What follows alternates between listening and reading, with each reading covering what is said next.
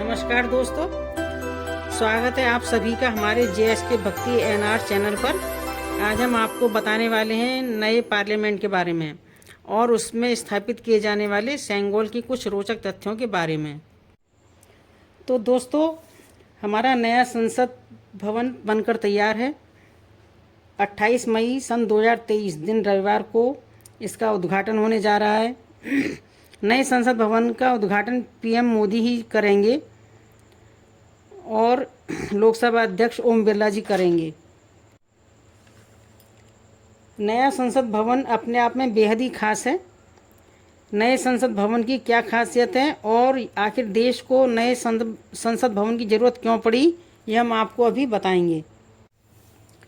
नए भवन का क्षेत्रफल 64,500 स्क्वायर मीटर है, जबकि पुराना भवन 566 मीटर व्यास में बना था।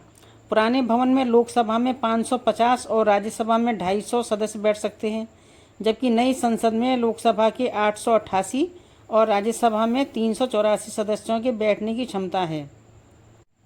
तो दोस्तों, हमें सबसे पहले ये देखना होगा कि हमें आखिरकार नए संसद भवन की ज़रूरत पड़ी ही क्यों।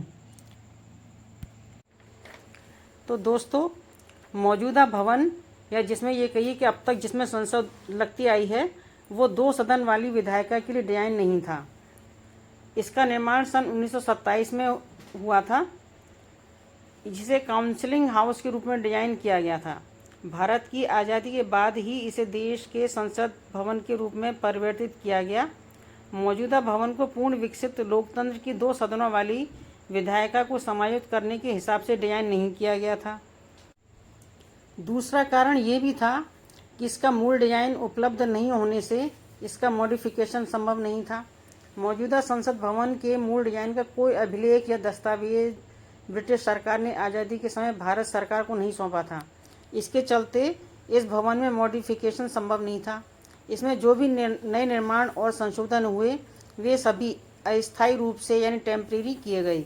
इसका उदाहरण मौजूदा संसद भवन के बाहरी वित्तीय भाग पर वर्ष 1956 में निर्मित 2 नई मंजिलों से लिया जा सकता है।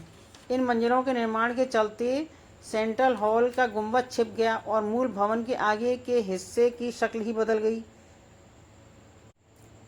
तीसरा कारण ये भी था कि सांसदों की संख्या बढ़ाने पर बैठाने की इसमें पर्याप्त जगह नहीं थी। मौजूदा भारतीय संसद में 545 लोकसभा सांसद हैं। साल 1971 की जनगणना के आधार पर हुए परिसीमन पर आधारित यह संख्या विभिन्न संवैधानिक संशोधन अधिनियमों के मुताबिक स्थिर बनी हुई है। इस दौर में आबादी बहुत ज़्यादा बढ़ी है। मौजूदा समय में हर सांसद लगभग 25 लाख नागरिकों का प्रतिनिधित्व करता है, जो भारतीय स्वतंत्रता के समय लगभग 5 लाख आबादी पर एक सांसद की तुलना में और दुनिया के अन्य लोकतंत्रों की तुलना में बहुत अधिक है। इसके चलते भारतीय संसद में प्रतिनिधित्व बढ़ाने की मांग भी उठी। संसद सदस्य संख्या विस्तार पर पाबंदी समाप्त होने के बाद अगर साल 2026 में यह संख्या बढ़ाई जाती है, तो उसके बाद आने वाले सांसदों को बैठाने के लिए भवन में पर्याप्त जगह नहीं थी। चौथा कारण था कि मौजूदा भवन जो है वो पहले ही बेहद दबाव में था। वर्तमान संसद भवन विभिन्न कारणों से पहले ही अत्यधिक दबाव में है। इसकी संरचना का विस्तार से अध्ययन करने के बाद यह निष्कर्ष निकाला गया था कि यदि संसद की क्षमता का विस्तार करना है, इसके बुनियादी ढांचे का आधुनिकीकरण करना है, इसकी भूकंप सुरक्षा सुनिश्चित करनी है, तो पुराने भवन का मॉडिफिकेशन करने के बजाय नए संसद भवन ही आवश्यक होगा। मौजूदा भवन के निर्माण के समय दिल्ली भूकंप जोन 2 में आती थी, जबकि अब राष्ट्रीय राजधानी के भूगर्भ की हलचलों के आधार पर इसे ज़्यादा संवेदनशील भूकंप जोन 4 में रखा गया है। एक्सपर्ट का मानना है कि दिल्ली की सतह पर बढ़ रहे बोझ से भूगर्भ की हलचलें और ज़्यादा बढ़ी हैं, जिससे यह भूकंप जोन 5 में भी जा सकती है। मूल डिजाइन के दस्तावेजों के बिना मौजूदा भवन के ढांचे की संरचनात्मक मजबूती परखने के लिए वेधन परीक्षण नहीं किए जा सकते, जिससे इसकी भूकंप रोधी क्षमता का दावा नहीं किया जा सकता। नए संसद भवन पूरी तरह भूकंप रोधी बनाया गया है।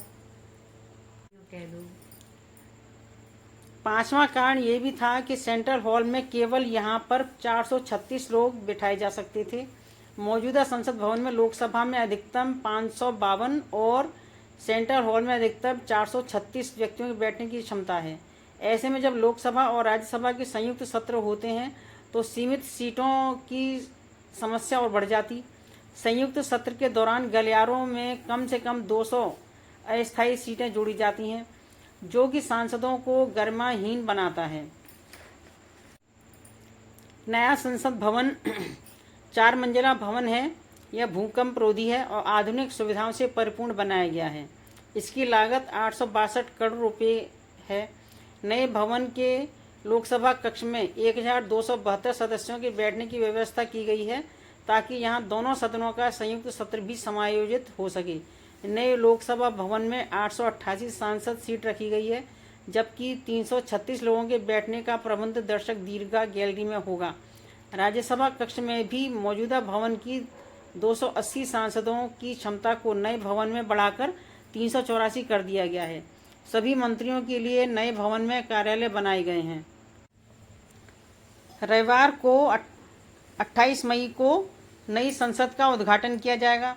यहाँ प्रधानमंत्री नरेंद्र मोदी उस सेंगोल यानी राजदंड को स्थापित करेंगे जो 15 अगस्त सन 1947 की आज़ादी की रात पंडित जवाहरलाल नेहरू को सौंपा गया था।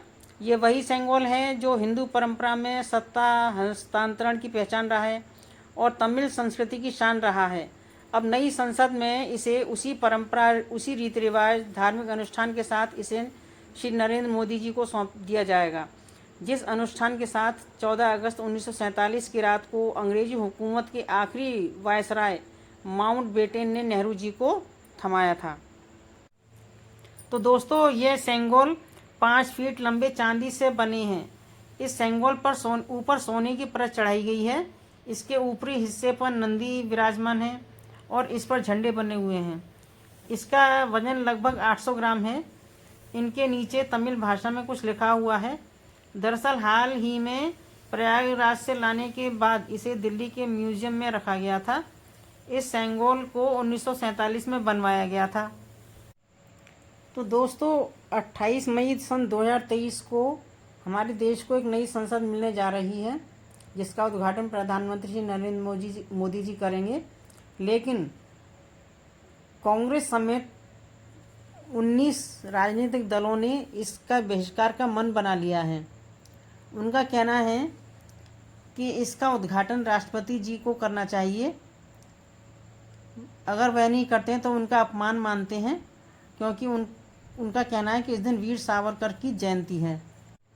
जिसमें कुछ मुख्य दल हैं कांग्रेस, तृणमूल कांग्रेस, डीएमके, आम आदमी पार्टी, राष्ट्रवादी कांग्रेस पार्टी, शिवसेना, उद्धव बाला साहेब ठाकरे, मार्क्सवादी communist party, Samajwadi party, Janata Dal, भारतीय कम्युनिस्ट पार्टी, झारखंड मुक्ति मोर्चा। कई ऐसी पार्टियां हैं जिन्होंने, और भी कई ऐसी पार्टी जिन्होंने इसका विरोध किया है। लेकिन आपको ये जानकर आश्चर्य होगा कि बीजेपी सहित 25 पार्टी ऐसी भी हैं जो इसके समर्थन में उतर आई हैं और वो इसके कल उद्घाटन समारोह में हिस्सा लेंगी। तो दोस्तों, आपको हमारी ये वीडियो कैसी लगी? अगर आपको हमारी ये वीडियो पसंद आई हो तो आप हमारे इस चैनल को सब्सक्राइब करें, बेल आइकन का बटन अवश्य दबाएं, शेयर करें, अधिक से अधिक लाइक करें